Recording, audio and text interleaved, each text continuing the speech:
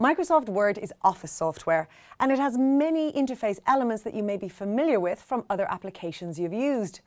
This lesson will ensure you are familiar with the basic methods of using Word's interface and will introduce you to operating that interface to better work with Word documents. By the end of this lesson, you'll be able to identify the components of the Microsoft Word interface and create a Word document. Microsoft Word is a powerful, easy-to-use word processor. Many people worldwide use it each day to create reports, letters, memos, and many other types of documents. If you have used earlier versions of Microsoft Word or programs such as Pages or OpenOffice Writer, then you may already be familiar with some of Word's features. Whether you have used Word before or are just starting now, don't worry, we'll go through everything you need to know. Before you know it, you'll be a confident Word user. Microsoft Word is available through the subscription-based Office 365 service. Using Word, you will be able to create many different types of documents. The documents you create can contain tables, charts, shapes, photos, videos, and much more. Best of all, Word's interface is intuitive and customizable, so the features that are most important to the way you work are easily accessible. The files that you will create with Microsoft Word are called documents. Each document is composed of one or more pages. Since these documents are electronic files, they can be easily saved, modified, shared, and printed. Let's explore how you can start with Word documents. When you launch Microsoft Word, you get the Start screen. From the Start screen, you can click on the type of document that you would like to create. If you choose to begin by using a blank document, the Word window immediately opens and you are ready to begin work on your document. Essentially, this is like opening your writing pad to a blank sheet of paper.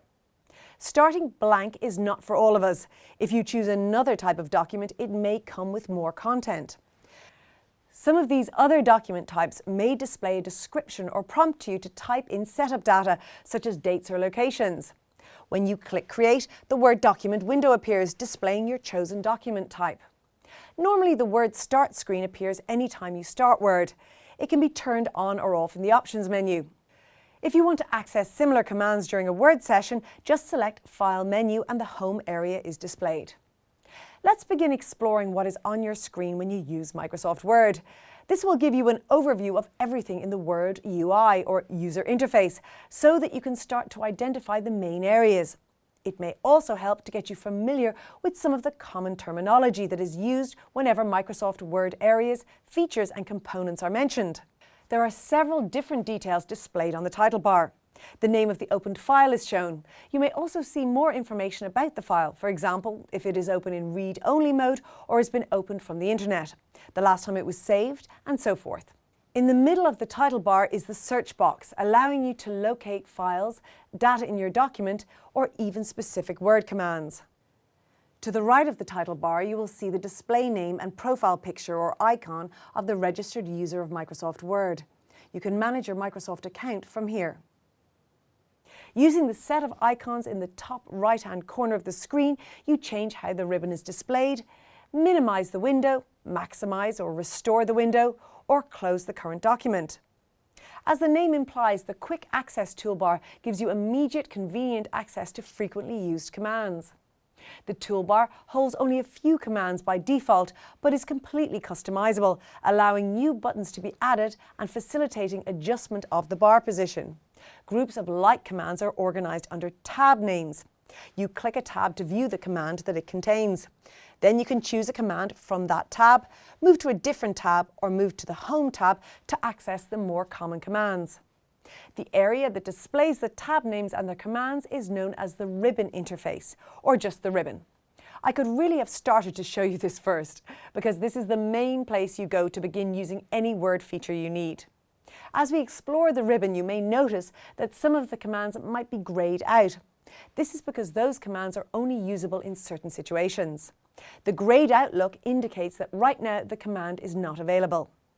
Of course, you won't always be looking at a ribbon and choosing commands. Most of us are concerned mainly with the content we are working with.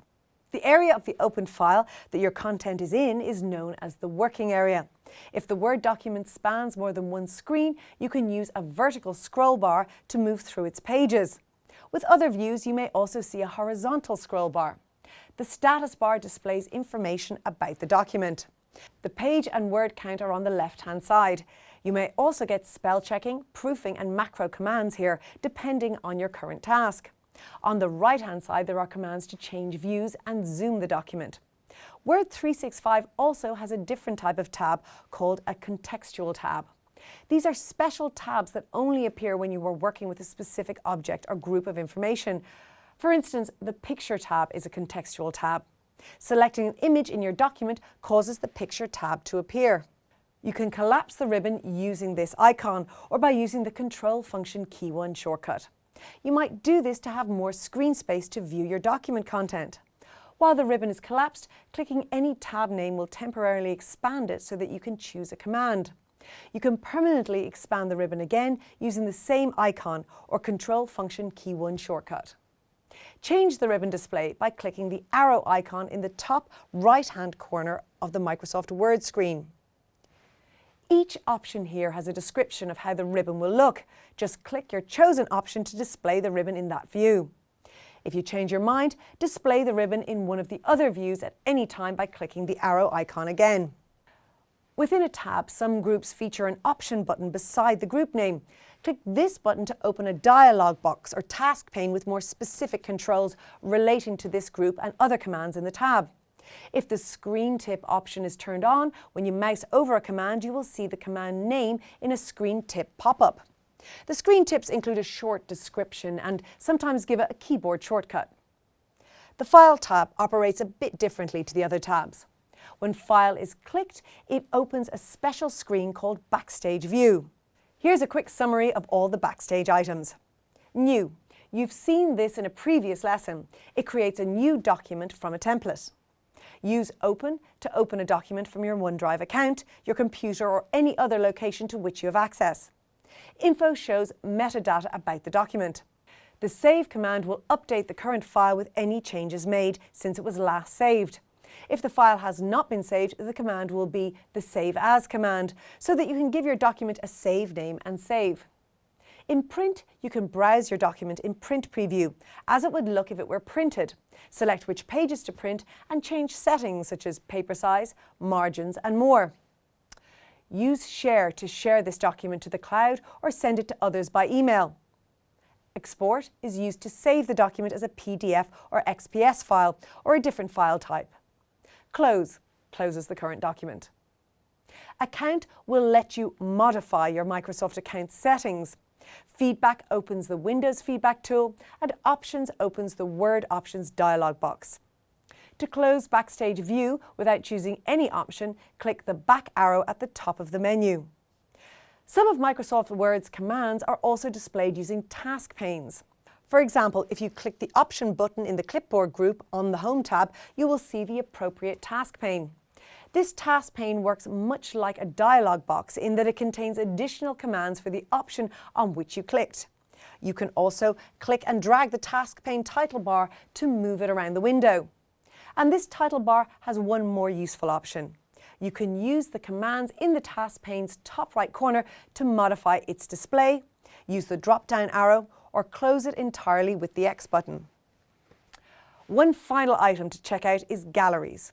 Many of Microsoft Word's design options are presented in an item called Galleries. For example, on the Home tab, you can see a gallery of styles. You can click one of these styles to apply it to your text. For any gallery, use the arrows on the right-hand side to scroll through the gallery and see more options. Or click the More arrow to see the full gallery.